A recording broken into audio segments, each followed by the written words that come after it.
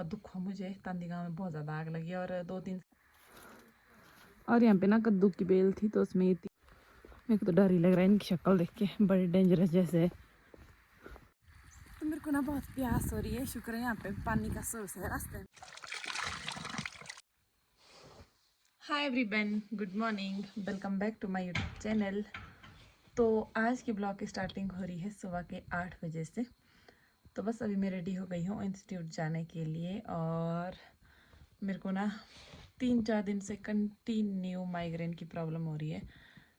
कभी इस साइड हो रही है, कभी इस साइड हो रही है, लेकिन हो रही है एक साइड ही, मतलब एक साइड सिर दर्द हो रही है, तो शायद माइग्रेन ही होगी। और पता नहीं क्यों हो रही है, ठंड की वजह से हो रही है, क्यों हो रही है कुछ समझ नहीं आ रहा है। लेकिन इतनी ज़्यादा हो रही है ना कि सहन नहीं हो रही करके। वैसे मैं छोटी छोटी दर्द तो ऐसे ही सहन कर लेती हूँ, दवाई बहुत कम खाती हूँ मैं। हाँ, अगर दर्द सहन ही ना हो तब मैं दवाइयाँ खाती हूँ। तो पिछले कल भी मैंने दवाई खाई थी, पिछले परसों भी खाई थी, लेकिन आज मेरे को फिर से इस साइड हो रही है। पिछले कल इस साइड हो रही थी। तो सासू माँ बोल रहे थे कि ठंड की वजह से होती है दर्द। तो मैंने सोचा आज मैं पूरी पैक होके जाती हूँ, क्योंकि सिर दर्द हो रही है तो सिर को ढकना ज़रूरी है। तो इसलिए मैंने आज ये कैप लगाई है। और वैसे मेरे को कैप लगाना बिल्कुल पसंद नहीं है, लेकिन यहाँ पे ठंड बहुत ज़्यादा हो गई है और आज तो मौसम भी बहुत ख़राब है, तो मैंने सोचा कैप लगानी ही पड़ेगी। और इससे ना बहुत गर्म भी हो गया है, और ये बहुत गर्म है। मैंने बहुत पहले मनाली में रही थी, जब मैं मनाली गई थी, अंदर साइड से ना इसका इस तरह का स्टफ़ है, बहुत गर्म है ये, और लगानी पड़ी। तो और आजकल ना हम एक टाइम मक्की की रोटियां खा रहे हैं, वो भी बहुत गर्म होती है, लेकिन मक्की की रोटी से तो ऐसा होगा नहीं। मेरे को समझ नहीं आ रहा कहीं उसको खाने की बात तो नहीं हो रही मेरे को ये माइग्रेन की प्रॉब्लम। तो गाइस, एक और बात आप सबके साथ शेयर करनी थी। तो नए साल के दिन ना बंजार घाटी की जिब्बी में एक गांव पड़ता है तांदी। जिब्बी तो मैंने सुना है, जिब्बी तो बहुत फेमस टूरिस्ट प्लेस है। तो वहाँ से ऊपर कहीं एक गांव है तांदी, मैंने तो गई नहीं आज तक, ना मैंने सुना था कि उस साइड भी एक तांदी गांव नाम का गांव है, क्योंकि हमारे यहाँ तो है एक, मेरे मायके साइड तांदी गांव। तो वहाँ पे इंस्टीट्यूट में बोल रहे थे कि तांदी में आग लगी। तो पहले तो मैंने सोचा हमारे वाले तांदी में आग लगी, फिर बोला नहीं, जिब्बी साइड एक और तांदी गाँव पड़ता है, वहाँ पे आग लगी है। और वहाँ पे ना बहुत ज़्यादा आग लगी, मतलब कम से कम 15 से 20 घर जल के राख हो गए, मैंने खुद लाइव देखा। तो घर ना हमेशा थोड़े दूर दूर ही बनाने चाहिए, क्योंकि वहाँ पे भी ना बहुत घने घने घर बनाए थे। तो एक घर में आग लगी, वो पूरे में फैल गई और पूरा गांव जल के राख हो गया। और मेरे मायके की साइड भी पता है 1-2 बार आग लगी है। तो वहाँ पे भी ना बहुत खतरा होता है, क्योंकि घर बहुत घने हैं ना गाँव में। तो एक बात तो मैंने देख ली कि घर हमेशा दूरी पे ही बनाने चाहिए। जैसे मेरे ससुराल में यहाँ पे ठीक है, घर थोड़े दूरी दूरी में है, तो यहाँ पे ज़्यादा खतरा नहीं है। लेकिन वो पूरा गांव जल के राख हो गया। और आजकल ना पानी भी सर्दियों में बहुत कम होता है, वहाँ पे शायद पानी की सुविधा भी नहीं थी, तो पानी भी थोड़ा लेट पहुँचा हुआ, इस वजह से ना बहुत ज़्यादा घर जल गए, बहुत ज़्यादा करोड़ों का नुकसान हुआ है वहाँ पे। तो मेरे को बहुत दुख हुआ ये सब कुछ देख के। मतलब ऐसा किसी के साथ नहीं होना चाहिए। लोगों ने बड़ी मुश्किल से मेहनत से अपने घर बनाए होते हैं, और घर में कितनी ज़्यादा यादें होती हैं, सब कुछ जल के राख हो गया। मतलब बहुत दुख हुआ। मेरे मायके में भी लगी 2-3 बार आग, मेरे सामने ही लगी। एक बार तो हम बच्चे ही खेल रहे थे, मेरे को अभी भी याद है, मैं बहुत छोटी थी। पूरे गांव के बच्चे थे हम, बहुत ज़्यादा बच्चे होते हैं हमारे मायके में, मतलब बहुत बड़ा गांव है तो बच्चे भी बहुत ज़्यादा होते हैं वहाँ पे। तो हम सब बच्चे खेल रहे थे, और फिर एक लड़का था, नाम तो नहीं लूँगी मैम, फिर उसके हाथ में माचिस थी। फिर वो ना इस तरह से माचिस की तिलिया फेंक रहा था बार बार। हम खेल भी रहे थे, जो जहाँ पे घास रखते ना हम उनको बोलते छनका, खूड़ बोलते हैं, जहाँ पे गाय रखते ना, तो वो बनाए मेरे मायके में बहुत सारे। जैसे मेरी मम्मी उनका भी है, जहाँ पे गाय रखते ना, वो एक छोटा सा घर है, वहाँ पे ऊपर घास रखते हैं, नीचे गाय होती है, उसको छनका बोलते हैं हम। तो उस छनके में हम खेल रहे थे, लोगों का था वो। फिर वो लड़का ना बार बार इस तरह से माचिस की तिलिया फेंक रहा था, और फिर मैंने उसको बोला भी, मैंने बोला कि ऐसा मत कर, आग लग सकती है। और उस टाइम सर्दियों के ही दिन थे आई थिंक। फिर लोगों ने घास इकट्ठा करके रखा होता है सर्दियों के लिए, तो सूखा घास था, फिर उसमें आग लग गई। उसने इस तरह से तीली फेंकी, उसमें आग लग गई। और मैंने ना उस टाइम ऐसा भी बोला कि शायद आग लग गई है। हमने उसको बुझाने की कोशिश की, थोड़ा सा ही था, वो आगे चले गई थी वो तीली। हमने ऊपर ऊपर से उसको ऐसे बुझा दिया कि नहीं कुछ नहीं हुआ है। फिर हम वहाँ से निकल गए खेलने के लिए, और जैसे हम वहाँ से वापिस आए वहाँ, तो वहाँ पे बहुत ज़्यादा आग लग गई थी, मेरे को अभी भी याद है। फिर हम सब बच्चे ना बहुत ज़्यादा घबरा गए थे, हम थोड़े छोटे थे उस टाइम। फिर हमने किसी को बताया नहीं, डर के मारे भाग गए। उस टाइम दिमाग कम था ना कि बताया नहीं। हम भागे डर के, हमारे ग्राउंड की ओर, जंगल की ओर भाग गए। अगर हमने उस टाइम बताया होता तो बहुत कुछ हो सकता था, लोग जो बड़े थे वो बुझा देते उस आग को। लेकिन हम इतने ज़्यादा डर गए कि हम गाँव से ही भाग गए उस टाइम। फिर आग बहुत ज़्यादा बढ़ गई थी क्योंकि छनके में तो बहुत ज़्यादा घास होता है, और घास में तो आजकल आग बहुत ज़्यादा लग जाती है, एक तो सूखा घास। तो फिर उसके बाद गांव वालों को पता लगा कि आग लगी है। वो भी दूसरे गांव से दिखा, क्योंकि सामने बुशिल गांव है, तो उन लोगों को दिखा कि वहाँ पे आग लगी है। फिर उन्होंने फ़ोन करके बताया कि ऐसा ऐसा गांव में आग लगी है। फिर जाके गांव के लोगों को पता लगा, और उतने में आग बहुत ज़्यादा फैल गई थी। मतलब 2 छनके उस टाइम जल के राख हो गए थे। वैसे वहाँ पे धावी गाँव में पानी की है सुविधा, बावड़ी है बहुत सारी। तो उसके बाद फिर हमारे को, हम जो बच्चे थे, हमारे को बहुत ज़्यादा डांट पड़ी थी।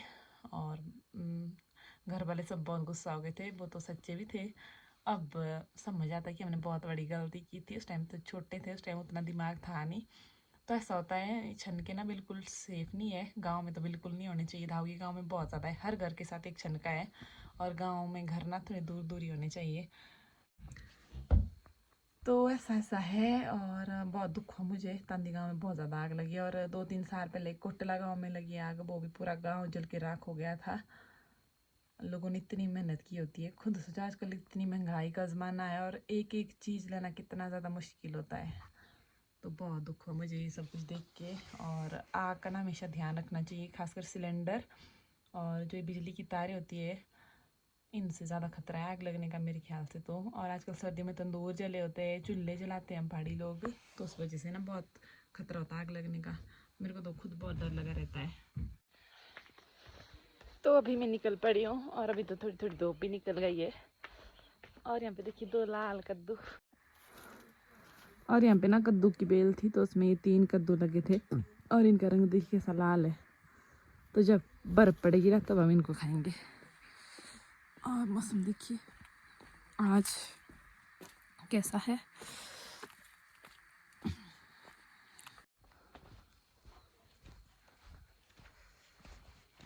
कैप लगाने से पता है एक चीज़ अच्छी हो गई, बालों की टेंशन नहीं रही। नहीं तो ना मेरे को बाल सेट करते करते अत्ती हो जाती है, होती ही नहीं सेट। अब कैप लगा के तो जैसे मर्जी रखो, कोई पता ही नहीं लगेगा।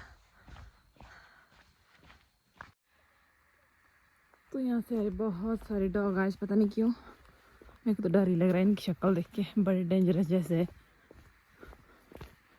ओह माय गॉड, शुक्र है मैंने डंडा पकड़ लिया हाथ में। हाँ, ये तो मेरी तरफ आ रहा है।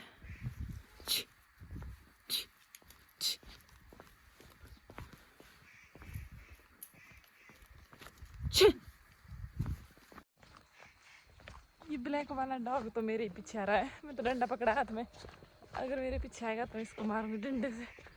डर सा लग रहा है। पीछे रुके वो गाड़ी के पास, अभी तो 3-4 कुत्ते और हैं भी, इतने बड़े बड़े डेंजरस जैसी शक्ल। ओह शुक्र है रुक के पीछे ही। मैं तो बहुत ज़्यादा डर गई थी क्योंकि एक ना मेरे पीछे आ रहा था, पर मैंने हाथ में डंडा पकड़ लिया था तो वो डर गए। बड़ा मुश्किल है। तो मेरे को ना बहुत प्यास हो रही है। शुक्र है यहाँ पे पानी का सोर्स है रास्ते में, यहाँ पे नेचुरल वाटर का सोर्स, ये देखिए। तो यहाँ पे मैं पानी पी सकती हूँ। और ये पानी ना आजकल, और अगर मैं इस नेचुरल जो वाटर है यहाँ पे इसकी बात करूँ तो ये ना सर्दी में गर्म होता है और गर्मी में बहुत ज़्यादा ठंडा होता है। और आजकल ना सर्दियों में ठंडा पानी पीना अच्छा नहीं लगता है, तो ये बहुत गर्म है, मतलब फील गर्म जैसा।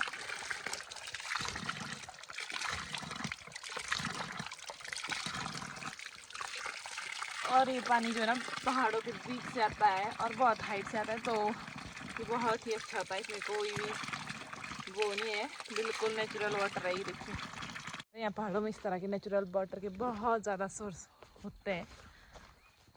चलते अभी मैं पहुँच गई हूँ नानू में, नानू गाँव। यहाँ से आ गया मैं हुर्चा, फिर देखते हैं गाड़ी मिलती है या नहीं। और मैं ना इस साल, मतलब जो ये 2025 नई साल है, तो इस साल मैंने बहुत कुछ सोच रखा है। जैसे मैं यूट्यूब में ब्लॉग बनाती हूँ, तो कई बार ऐसा होता है कि बहुत सारे लोगों के सामने ना थोड़ा अनकम्फर्टेबल सा हो जाता है, ब्लॉग बनाना अच्छा नहीं लगता है। मेरे को तो बहुत ज़्यादा शर्म आती है, मैं सच बात बता रही हूँ। मतलब जब मैं अकेली होती ना तभी मैं थोड़ा कंफर्टेबल सा फील करती हूँ, या फिर कई लोगों के साथ मुझे कंफर्टेबल होता है, कईयों के साथ थोड़ा अनकम्फर्टेबल सा होता है, तो उनके सामने फिर मेरे को ब्लॉगिंग करना थोड़ा अच्छा नहीं लगता है। तो मैं इस नई साल में कोशिश करूँगी कि मैं थोड़ा लोगों के सामने भी ब्लॉग बना सकूँ, अपनी इस जो ये अनकंफर्टेबल वाली फीलिंग है उसको दूर करूँ। मेरे को ना बहुत अनकंफर्टेबल हो जाता है पब्लिक के सामने, और घर में भी मतलब अभी तक फैमिली मेम्बरों के साथ भी सामने ना मेरे को अभी भी थोड़ा अजीब सा लगता है। तो जब ज़्यादा लोग होते हैं ना तो मैं नहीं बना पाती ब्लॉग। तो मैं सोच रही हूँ कि इस साल में कोशिश करूँगी कि थोड़ा खुलकर ब्लॉग बना पाऊँ। और मैंने बहुत कुछ सोचा इस साल की मैं इन चीज़ों में थोड़ा इम्प्रूवमेंट करूँगी। और सबसे ज़रूरी तो आपकी हेल्थ है। अगर आपकी हेल्थ ही ठीक नहीं होगी तो कुछ नहीं हो पाएगा। तो मेरे को ना इस साल सर्वाइकल और माइग्रेन की बहुत ज़्यादा प्रॉब्लम हो रही है। तो मैं कोशिश करूँगी इस नई साल में कि मैं सुबह सुबह थोड़ी देर एक्सरसाइज ज़रूर करूँ, क्योंकि जो हमारी सुबह की एक्सरसाइज होती है या योगा होता है ना, वो ना माइग्रेन और सर्वाइकल दोनों के लिए बहुत ही ज़्यादा अच्छा होता है। तो मैं सुबह जल्दी उठने की कोशिश करूँगी, और आधा घंटा भी अगर दूँ ना मैं अपने लिए, वो भी बहुत है। और आपका ना सबसे बड़ा रिस्पॉन्सिबिलिटी होती है सबसे पहले खुद की केयर करना। और एक बात और, इस साल मेरे 3000 सब्सक्राइबर पूरे हो चुके हैं। तो मैं कोशिश करूँगी कि 2025 में मेरे कम से कम 10K सब्सक्राइबर हो ही जाए। अगर आप सब सपोर्ट करेंगे तो ये सब कुछ पॉसिबल है। तो प्लीज़ सपोर्ट मी। और गाइस, अगर आप भी मुझे कुछ आइडियाज़ देना चाहते हैं तो आप प्लीज़ मुझे बताना, मुझे बहुत ज़्यादा हेल्प होगी। और उस तरह से ना फिर एक मोटिवेशन भी मिलती है और फिर एक हेल्प भी हो जाएगी। तो आप मुझे प्लीज़ बताना कि मुझे क्या क्या करना चाहिए, या फिर किस किस चीज़ पर ब्लॉग बनाने चाहिए। तो प्लीज़ आप सब कमेंट में ज़रूर बताना। मैं बहुत वेट करूँगी इस बार आपके कमेंट का। और एक कमेंट बहुत ज़्यादा आता है कि आप अपनी पहाड़ी लैंग्वेज पर एक ब्लॉग बनाइए। तो मैं कोशिश करूँगी जल्दी से जल्दी ऐसा एक ब्लॉग बनाने की।